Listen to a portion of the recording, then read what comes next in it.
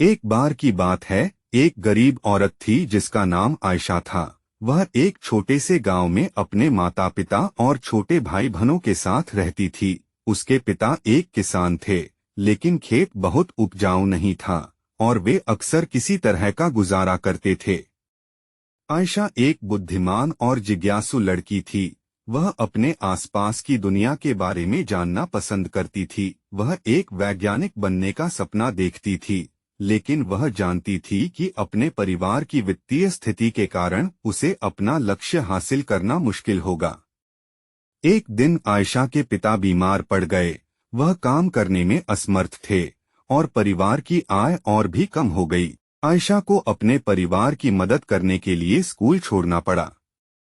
आयशा ने अपने परिवार का समर्थन करने के लिए कड़ी मेहनत की। उसने घरों की सफाई और खेतों में काम करने जैसे अजीब-अजीब काम किए। उसने स्थानीय बाजार में सब्जियां बेचना भी शुरू किया।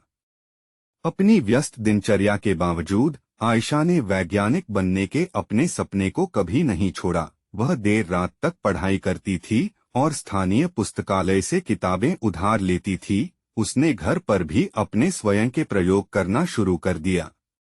कई सालों की कड़ी मेहनत और दृढ़ संकल्प के बाद आयशा ने आखिरकार अपने सपने को हासिल कर लिया। वह विश्वविद्यालय में दाखिला लिया और वैज्ञानिक बन गईं। उन्होंने विज्ञान के क्षेत्र में महत्वपूर्ण योगदान दिया। आयशा की कहानी हम सभी के लिए एक प्रेरणा है। यह दिखाता है कि अगर हम अपने दिमाग में रखते हैं और अपने सपनों को कभी नहीं छोड़ते हैं तो कुछ भी संभव है। यह भी दिखाता है कि हमारे जुनून का पालन करना महत्वपूर्ण है, भले ही यह मुश्किल हो।